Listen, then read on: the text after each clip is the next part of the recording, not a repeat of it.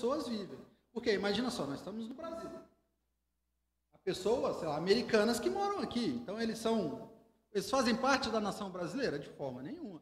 Eles estão geograficamente dentro do país, Brasil, mas não compõem a nação brasileira. Então, quando a gente fala de nação, a gente está falando de algo mais extenso, que aborda os aspectos culturais, aspectos étnicos. No Brasil, essa questão de etnia, a gente não percebe muito, porque o brasileiro, é uma miscelânea de etnias, né?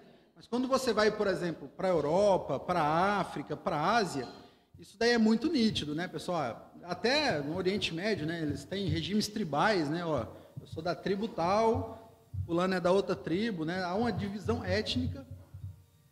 Já falamos da cultura, das línguas, enfim, do modo de vida que um grupo determinado de indivíduos pratica, isso sim é considerado nação. Então, o que nos faz brasileiros não é necessariamente o limite geográfico onde nós moramos, mas sim todo esse conjunto, aspecto cultural e social em que nós vivemos. Isso sim nos determina que nós somos brasileiros, tá bom? Então, pessoal, o nacionalismo, ele, hora ou outra, ele aparece na história de diferentes formas, mas só que ele está ali sempre presente, e ele é caracterizado pelo um culto, podemos dizer assim, pelo uma ênfase na nação como final, como provedor e como sustentador de todo o povo, não um indivíduo apenas.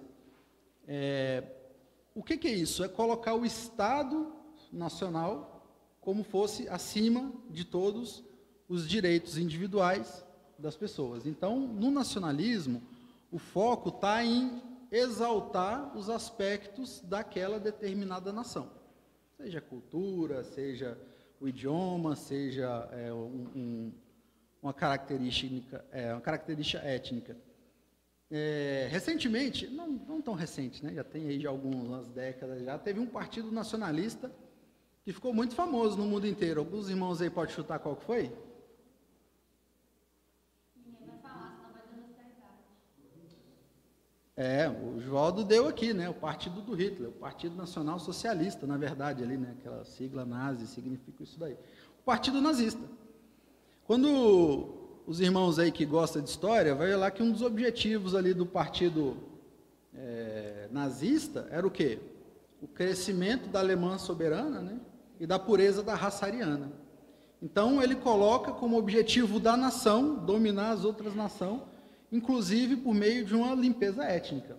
E, né, infelizmente, eles assassinaram milhões de pessoas e jogou o mundo numa guerra aí que matou mais de 90 milhões de pessoas. Mas o nazismo é um exemplo relativamente recente de um partido que o foco era a soberania nacional. Eles tiveram outros, inclusive no período da Segunda Guerra, que foi o próprio fascismo italiano. Né, a Itália vivia um regime imperial decadente. A Itália tinha um rei, né? E o país mergulhado em crise econômica, mergulhado em problemas de ordem social, sabe? Naquela época mandava no país inteiro. E como que o Partido Fascista Italiano chegou ao poder? Falando isso, né? Que, peraí, a gente precisa combater, né, a máfia, combater essas coisas ruins, melhorar a economia, etc., para que o Estado Nacional soberano seja o provedor e mantenedor disso daí tudo, né? Então as pessoas olharam e falaram, isso daí faz sentido, né? Afinal, ninguém quer ficar na pobreza, ninguém, né? O Oswaldo falou hoje, segurança pública, né? Ninguém quer estar na mão da máfia. Então, o partido lá, né, do Mussolini ascendeu o poder. E o que Mussolini fez com a Itália? Quem chuta? Jogou a Itália numa guerra. Por quê? Porque ele se achava que o Estado Nacional italiano era tão mais poderoso, tão mais soberano, tão melhor do que os outros, que qualquer outro país fora da Itália não importava. E eles começaram ali uma recolonização, que eles chamaram ali de recriar o Império Romano, né? e começaram ali um processo de dominação e de escravização de países na África. Então, isso é pouco falado, mas antes da própria Segunda Guerra estourar, a Itália já fazia uma limpeza étnica, principalmente do norte da África, tentando visar territórios e crescimentos. É engraçado que nem os livros de história convencionais da escola, já olhei, nunca tem essa, isso que você está falando, essa história da Itália, de antes da Segunda Guerra já estava fazendo essa... Exatamente. A gente passa batido, porque o nacionalismo, ele parece ser uma coisa legal, né? Assim, poxa, legal, né? Ter uma nação forte, uma nação poderosa. E, meus irmãos, é um negócio meio que automático, né? Porque quando você fala assim, para uma nação ser forte, o que você precisa? De muita gente, né? Muita gente. E o óbvio, você precisa demonstrar poder. Então, para um país ser reconhecido para os outros como um país forte, ele precisa necessariamente demonstrar poder. Exatamente. Então, para você demonstrar poder, você precisa de uma economia forte, para ter um domínio econômico sobre outros países. Você precisa de uma força militar poderosa, porque se alguém não querer ir sei lá, você faz um plano econômico, a pessoa, não vou aderir a esse plano econômico, você põe pela força. E principalmente as pessoas daquela população precisam acreditar nisso daí tudo, né? Então, as pessoas, elas... de certo modo, certo modo não, né? Na verdade, dentro do nacionalismo, as pessoas são utilizadas como engrenagens de uma máquina. No nacionalismo, a liberdade individual praticamente não existe mais, e as pessoas são...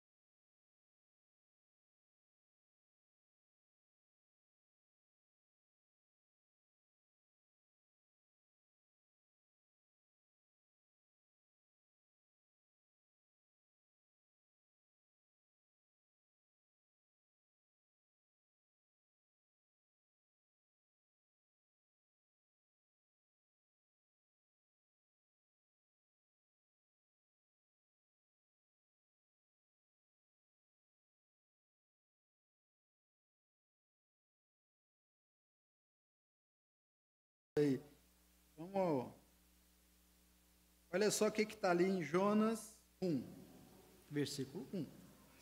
Veio a palavra do Senhor a Jonas, filho de Amiatai, dizendo: Dispõe-te, vai à grande cidade de Nínive e clama a ela, porque a sua malícia subiu até mim. Jonas se dispôs, mas para fugir da presença do Senhor para Tarsis. E tendo descido a Jope, achou um navio que ia para Tarsis, pagou, pois, a sua passagem, embarcou nele, para ir com eles para Tarsis, para longe da presença do Senhor. Todo mundo conhece a história de Jonas. Jonas era um profeta, um pregador que foi chamado aqui a Deus a pregar a palavra na cidade de Nínive. A gente precisa pensar no contexto da época.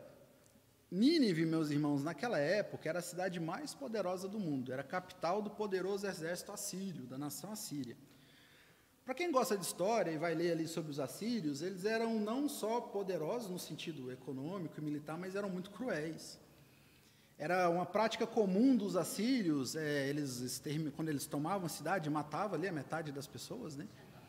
E a metade que ficava viva, eles arrancavam, por exemplo, o nariz das pessoas e deixava essas pessoas livres. Para quê? Para ter a marca visível de que aquelas pessoas estavam sob o controle do exército assírio. Então imagina só Jonas tendo que ir para essa cidade. Rapaz, dá para ficar com medo mesmo, né? Não dá para ficar com medo. E tem outra coisa interessante. Ele não achou que ele merecia. Mas por que Jonas fazia isso? Olha só que interessante. Segundo o livro de Reis, deixa eu achar aqui, no verso 14, capítulo 14, verso 24, se eu não me engano aqui. 23, eu vou ler 3 versos só para a gente entender um pouco desse contexto de Jonas. No 15º ano de Amazias, filho de Joás, rei de Judá, começou a reinar em Samaria Jeroboão, filho de Jeoás, rei de Israel, e reinou 41 anos. Fez o que era mal perante o Senhor. Jamais se apartou de nenhum dos pecados de Jeroboão, filho de Nabate, que fez pecar a Israel. Restabeleceu ele os limites de Israel desde a entrada de Amate até o mar de Plânice, segundo a palavra do Senhor, Deus de Israel, a qual, por intermédio do seu servo Jonas, filho de Amiatai, o profeta, o que era de Gat-Efer. E aqui ele fala da história de Jeroboão. Eu quero chamar a atenção dos irmãos aqui para quando ele fala aqui que reestabeleceu os limites de Israel. O que Jeroboão, na verdade, estava fazendo na prática aqui? Como é que vocês acham que estabelece um limite de um país? Guerra. Guerra. E quem que estava apoiando essa guerra? Jonas. Jonas aqui, meu irmão, ele mostra o nacionalismo dele apoiando um rei mau, que a própria Bíblia fala que ele levou Israel a pecar, governou durante 41 anos. E por que Jonas se dispôs a isso? Porque Jonas amava o país dele. Então apareceu um rei, por mais que seja mau, mas que utilizou o poder militar para reorganizar as fronteiras do país, para que eles tivessem uma nação de novo. Então, quando Deus vira para Jonas, que vemos aqui que é uma pessoa que apoiou uma campanha militar contra outros povos, por causa do crescimento da nação, e fala, olha, agora você vai lá em Nínive, capital do Império Assírio, que era o povo que dominava eles naquela época, e você vai pregar para eles, porque se eles não se converterem, eu vou destruir Nínive. O que Jonas deve ter pensado? É agora, meu amigo, que eu vou acabar com a farra dos assírios. Não vou fazer nada. Deus vai vir, vai destruir a Síria inteira, vai destruir Nínive, o Império Assírio vai cair, e o reino judeu, o reino deles ali, vai crescer novamente, e eles vão ter ali a supremacia. Então, por isso que Jonas foge quando Deus chama ele. Porque Jonas era um homem tomado pelo nacionalismo. E aqui percebe, meus irmãos, que talvez, a intenção de Jonas era até boa. Afinal, eu imagino que não deve ser fácil ser escravo de uma outra nação. Mas só que o que acontece aqui no caso de Jonas? Ele simplesmente desobedeceu a Deus. Ele colocou o interesse nacional dele acima dos interesses de Deus. Então, os irmãos percebem que é uma linha muito tênue entre você querer o bem da comunidade, da sua nação, e entre desrespeitar a vontade de Deus. E Jonas é um exemplo interessante disso daqui. Um paralelo interessante entre Jonas e Neemias, né? Exatamente. Porque ele queria o bem da nação dele, mas ele não queria beneficiar dele. O intuito dele era honrar a Deus, né? Exatamente. Então aqui vemos, meus irmãos, que o nacionalismo ele é um problema. Então nós, como cristãos, precisamos ter cuidado quando nos interessamos, quando os nossos interesses, por mais que sejam bons em ter um país forte, um país poderoso, uma economia pujante, um povo com educação elevada, a gente tem que subverter ou fugir ou quebrar a palavra de Deus para que isso aconteça. Há um limite muito claro, e aqui o objetivo nosso, nesse dia de hoje, é a gente pensar um pouco nisso. Quais são os limites? Então, meus irmãos, de forma muito resumida, esse daí seria o que é o nacionalismo e um dos perigos que o nacionalismo pode trazer para a gente. Outra corrente que o autor traz aqui para a gente é o socialismo. Esse daqui é altamente polêmico, né? Porque aqui ele até divide o socialismo em 5 vertentes. Não concordo muito com o que ele coloca aqui, não. Porque o nacionalismo, ele é socialismo, né? Então, a gente precisa, meus irmãos, entender um pouco o que é o socialismo. Alguém chuta aí quando começou o socialismo como forma política, filosófica, de forma organizada?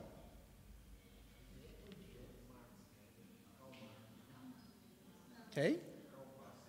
Isso aí, veio de Karl Marx, né? Que era um filósofo, um escritor, na verdade é uma fraude, né? Sendo bem honesto. Ele é um engodo, né? Ele é um grande engodo que organizou o socialismo. A ideia do social, ela foi muito subvertida por causa de Marx. Por quê? Quando a gente fala de social, a gente está falando de sociedade, de direitos mínimos de indivíduos como a sociedade. E o que seriam direitos mínimos aí? A gente está falando do mínimo, da pessoa ter condição de comer, né? Não é legal uma pessoa passar fome. É a pessoa ter um abrigo, né? Não é legal a pessoa morar na rua, né? A pessoa ter um mínimo de educação. É a pessoa que quando, sei lá, um trabalhador, por exemplo, sofre um acidente e ele fica impossibilitado de trabalhar e ele fica sem ter o sustento dele. Como que fica a situação social dele e da família dele? Então, são aspectos interessantes, porque aqui, meus irmãos, veja, a gente vai falar um pouco mais aí sobre a origem do socialismo marxista, mas antes disso, a gente precisa despoluir um pouco esse conceito do social, tá? Então, o social real é isso, né? A Bíblia até dá um exemplo bem legal ali, né? Tiago fala que o verdadeiro evangelho socorrer a viúva e o órfão, né? Então, o que ele está falando ali? De proporcionar às pessoas a função social, um amparo mínimo. Essa palavra é boa, é um amparo mínimo, né? De não deixar as pessoas simplesmente se perderem, talvez, eu não sei se a palavra certa é incompetência ou infortúnio, desinteresse, porque quando a gente olha da vertente neoliberalista, que é focada na meritocracia, o que eles falam? Olha, você é pobre por culpa sua, você não estudou, você não trabalhou, mas a gente sabe que no fundo, meus irmãos, isso não é uma verdade absoluta, né? Se você está andando aí, sofre um acidente, né? Sei lá, imagina uma pessoa, um artesão, sofre um acidente, sei lá, perde a mão, né? Que culpa a pessoa tem nisso? Ela vai perder o sustento dela, então essa pessoa não pode ficar desamparada. Então aqui a gente está falando de socialismo nesse sentido de amparo, tá? Quando a gente olha para o socialismo como corrente filosófica, que foi idealizado por Marx, ele coloca a grande obra de Marx, aí acho que todo mundo já deve ter ouvido falar, e eu até lido, que chama O Capital. É um livro bem ruim, enfadonho, assim, sabe? Mas para aqueles que têm tempo, até recomendo que leiam, né? Marx, ali, ele coloca que o ideal de nação, de sociedade, é uma sociedade igualitária, em que todas as pessoas tenham as mesmas oportunidades, tenham os mesmos direitos, né? Mas só que, sorrateiramente, ele coloca 3 pontos ali que precisam ser... Ele não usa a palavra destruído, né? Ele fala desconstruído, né? Que são 3 pilares da sociedade, né? Que é a família, o primeiro, o segundo, o trabalho, e o terceiro, a religião. Então, ele fala que para existir uma sociedade igualitária, em que todas as pessoas têm oportunidades iguais, tem que começar por uma revolução. Esse é outro ponto do socialismo, né? O socialismo, ele não aceita o diálogo, né? Ele prega a revolução como forma de romper, né? E destruir esses 3 pilares, né? E por que os irmãos acham que ele coloca exatamente esses 3 pilares? Família, religião e trabalho. Oi? A base da sociedade. Mas por que exatamente? O que esses pilares trazem para a gente? Isso, responsabilidade. O que mais, pessoal? O que vocês acham aí?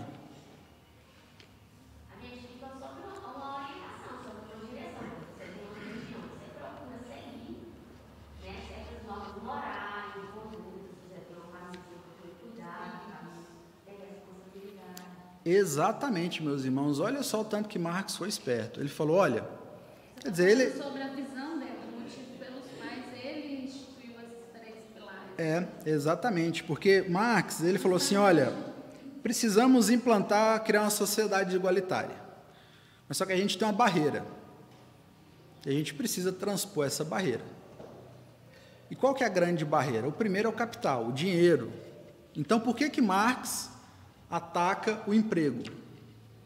Porque, segundo Marx, o emprego, o sustento é a forma da pessoa ter autonomia. A pessoa que tem dinheiro, ela compra uma casa, se ela não gostou de um lugar, ela se muda para outro, ela não depende do Estado, ela não depende do outro, ela depende do trabalho dela. Então, uma vez destruindo o trabalho, da onde vai vir o sustento da pessoa? Do Estado. Esse é o primeiro ponto. O segundo ponto, por que Marx ataca a família?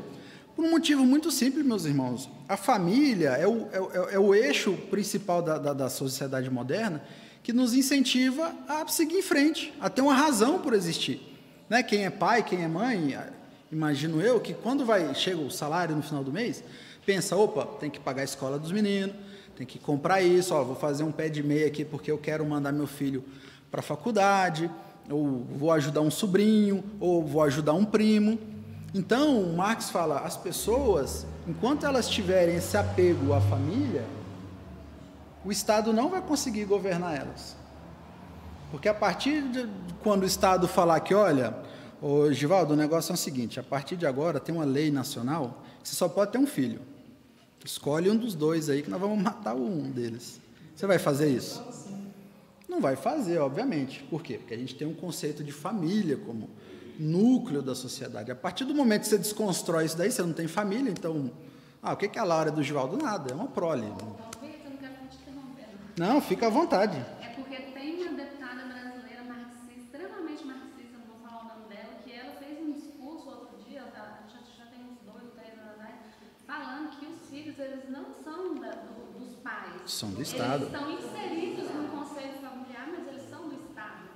Exatamente. Então, quem é o responsável pela educação e implantar princípios nessas crianças, não são os pais, não são os princípios dos pais, mas do Estado. Do Estado, exatamente. Porque a partir do momento que você não tem filho, mas você gerou uma ferramenta para o Estado, se essa pessoa vai viver, vai morrer... Então, isso aí já é uma realidade brasileira. Já é uma realidade.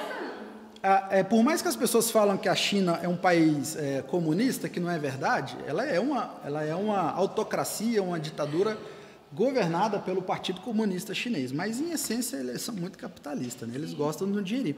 Mas uma coisa interessante do lado ruim da palavra, né, é que na China, por exemplo, os pais têm 0 direito sobre os filhos. Né? A China, hoje, os irmãos sabem, é um país altamente industrializado. Né? Eles, por meio de mão de obra barata, eles levaram toda a indústria ocidental para a China. E o que acontece? Nas fábricas falta mão de obra, porque lá o ritmo de crescimento das fábricas é frenético, não tem lei, não tem nada. Então, se o governo fala, eu preciso aumentar a produção, sei lá, de meia, eles começam amanhã a construir uma fábrica de meia. Então, o que acontece? As vilas do interior da China têm cotas anuais para mandar pessoas para trabalhar nas fábricas.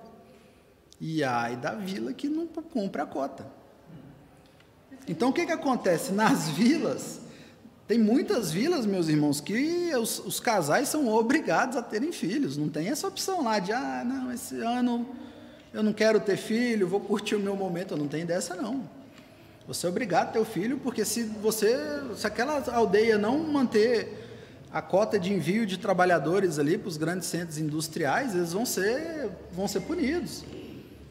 Vão ter rações cortadas, vão passar fome, vão para os campos de reeducação do partido. A gente sabe que, na verdade, sabe o que vai acontecer com eles lá, né? Vão entrar lá e não vão sair nunca mais. Né?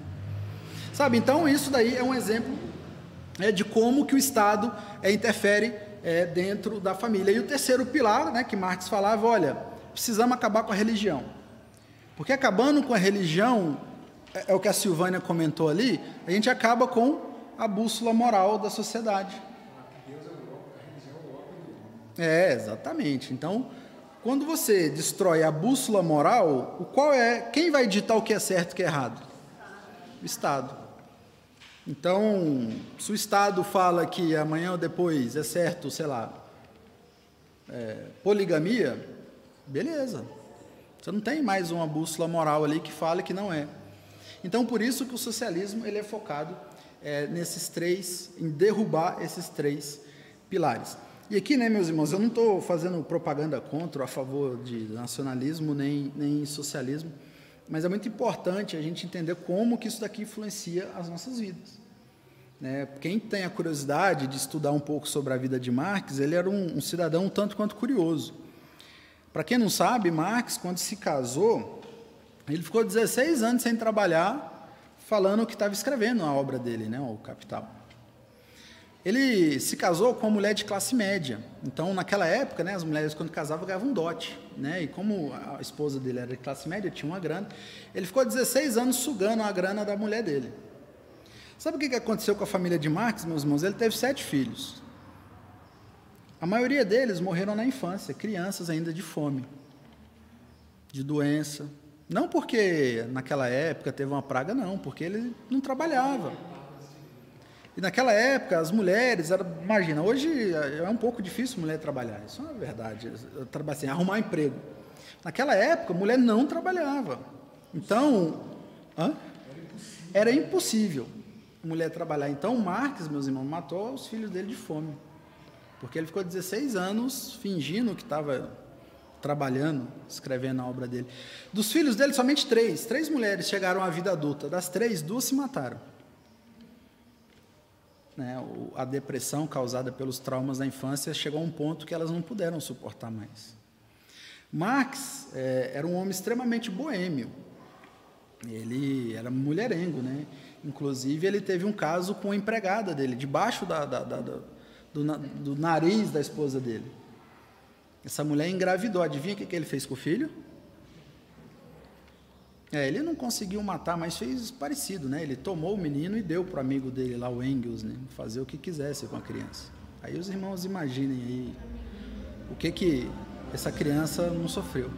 Então, meus irmãos, olha só. A gente está falando aqui de uma corrente filosófica desenvolvida por um cidadão que fala sobre família, mas ele nunca cuidou da família dele, ele deixou a família dele na míngua, morrer literalmente de fome. A gente está falando de um cidadão que fala sobre formas de trabalho, mas que nunca entrou na fábrica, nunca trabalhou.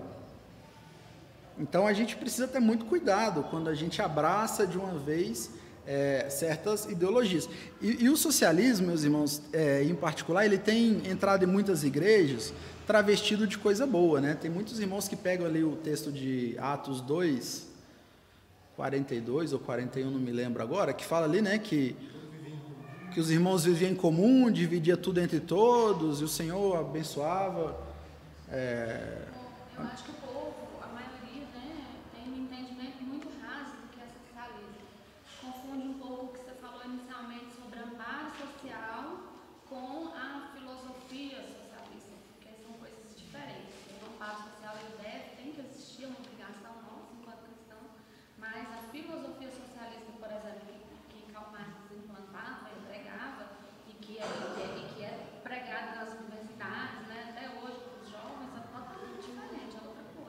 Eu acho que o conhecimento que está um pouco raso ainda do brasileiro em geral sobre o que é o socialismo. Não, é excelente, é exatamente isso. E a gente sabe que o socialismo ele é um passo antes aí de preparação para o comunismo, que esse sim seria o ápice aí da filosofia, que seria realmente a dominação estatal. Nenhum país conseguiu atingir o nível de comunismo. Que chega o mais próximo é a Coreia do Norte, em que as pessoas elas vivem do Estado, literalmente do Estado, elas não têm salário, elas não têm, né, renda. O que faz? O salário, o Estado, ele distribui cotas de rações, né, que são migalhas. O que é a ração? É farinha. Na verdade, é só para o povo, né? Então, não tiveram, não lograram êxito em implantar esse regime aí em alguns países. Alguns tentaram aí, tem alguma coisa que chamam de socialismo, a André até comentou, né, nas universidades tem muito, mas aí já um socialismo redesenhado por Gramsci, né, chama Gramscismo, aí é uma outra história bem mais comprida, mas que é bem interessante também, na verdade, de entender como isso influencia. Então, meus irmãos, o objetivo nosso de entender o socialismo é exatamente o que a Andréia comentou. Nós, como cristãos, temos que praticar o social? Por quê? Por quê? A questão do amparo, né? A própria Bíblia fala que tem que amparar a viúva, né? Isso, exatamente, meus irmãos. A gente precisa praticar o social porque é um reflexo da nossa fé. O Tiago fala isso, mostra a sua fé que eu te mostro a minha fé com as obras, né? Quando o Tiago coloca isso, ele fala exatamente de praticar o social como reflexo de uma fé que te salvou e que você tem preocupação pelo próximo, não como meio, tá, pessoal? Aqui a gente está falando como fim. Porque também isso aí é uma pegadinha, né? Tem gente que fala assim, eu tô de boa, eu dou cesta básica todo mês, eu dou roupas, eu vou lá na creche, eu visito o asilo, eu nem preciso frequentar a igreja, porque a caridade vai me salvar. Inclusive tem uma religião inteira que baseada aí na questão da caridade como meio de salvação, de evolução. A gente não está falando disso, a gente está falando o social como meio de bênção para os outros irmãos, né? Sejam irmãos da comunidade aqui, evangélica, nós aqui. E a Bíblia fala isso, primeiros da fé, né? E é um reflexo da nossa salvação. Isso, exatamente. Então, meus irmãos, às vezes, quando a gente faz aquela oração de, Senhor, me dá um emprego novo, melhora o meu salário, alguma coisa relacionada a isso, a gente precisa sempre lembrar de pedir a Deus para que, junto com o aumento das provisões que Ele possa nos dar, também nos dê um coração grato. Grato ao ponto de a gente poder compartilhar aquilo que a gente tem com outras pessoas.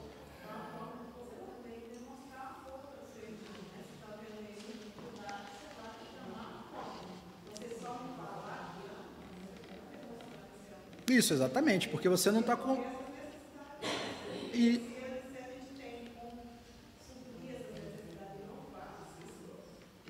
interessante, né? Porque tem aquela questão, você sabe que você não está com necessidades fisiológicas, né? De alimento, ali você vai lá só orar pra ele. Bom ponto esse, né? Acontece isso muito, né? Às vezes o irmão fala assim, poxa, estou passando por uma situação difícil, né? O que a maioria das pessoas fala? Vou orar por você, meu irmão. Mas às vezes a necessidade é urgente, né? De alimento, por exemplo. E às vezes, né, meus irmãos, é lógico, a gente tem que orar, não estou menosprezando a oração, a gente precisa orar sim. Mas, às vezes, estou passando por uma situação difícil, meus irmãos, é uma forma que o irmão encontrou de pedir ajuda. A gente sabe. Bem, eu nunca passei fome, graças a Deus, né? Mas eu imagino, para a pessoa que passa dificuldade, ter que pedir comida, pedir uma grana para pagar a energia no final do mês, comprar uma fralda para um filho, eu imagino que deve ser uma tortura interna. Então, meus irmãos, não é qualquer pessoa que vai chegar e falar, olha, irmão, eu estou desempregado, só estou com 2 pão lá em casa. Não vai falar. Então, cuidado, meus irmãos, assim, no sentido bom da palavra, de quando algum irmão fala que a situação está difícil, tenta conversar com a pessoa, né? Entender o que é ser difícil. Se você, poxa, eu não me sinto preparado, eu não sei, a igreja tem um mecanismo para isso. Qual é? A junta diaconal. Existem homens eleitos, oficiais escolhidos pela igreja, com ministério dedicado à assistência social dos irmãos da igreja. Então, se você não sabe, não consigo falar, procura um diácono, qualquer um deles. Fala, ó, irmão, fulano de tal me procurou, eu não sei o que fazer, eu não consigo ajudar, né, que de algum modo a junta diaconal vai poder suprir.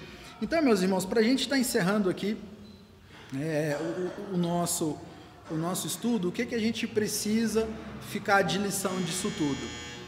Tanto o nacionalismo quanto o socialismo são correntes políticas focadas na nação, no coletivo, na verdade, né, não no individual.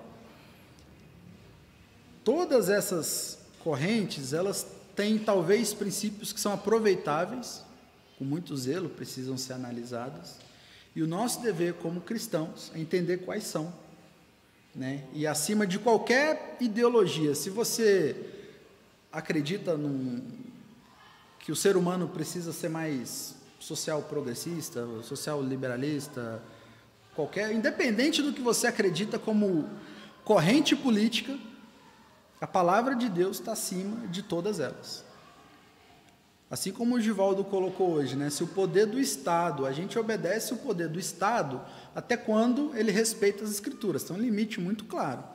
A partir do momento que o Estado ultrapassa isso daí, a gente não é obrigado mais a cumprir o Estado. E a mesma coisa são com relação aos partidos políticos. Você pode filiar no partido político que você quiser, pode até ser uma pessoa militante, né? Engajada, né? Com o termo que o Givaldo usou hoje. Agora, não esqueça que o seu engajamento, ele não pode ser o motivo da sua existência, não pode se tornar para você um ídolo, um fim em si mesmo. Tem muita gente que acha que o objetivo da vida dela é estar militando por uma causa, seja por uma causa de uma minoria, seja por uma causa de uma minoria étnica, uma minoria religiosa, e esquece da palavra de Deus. Então, nós, como cristãos, precisamos colocar sempre a Bíblia em primeiro lugar. E se a sua ideologia deixa a Bíblia de lado ou tenta dar um jeitinho em algum princípio bíblico, talvez esse limite já foi ultrapassado e talvez você esteja pecando contra Deus por colocar uma ideologia política ou filosófica acima dos interesses de Cristo. Beleza? Vamos estar encerrando, meus irmãos. Eu não sei se alguém ficou com alguma dúvida. Eu sei que é um assunto bem extenso e a gente até passou uns minutinhos aí.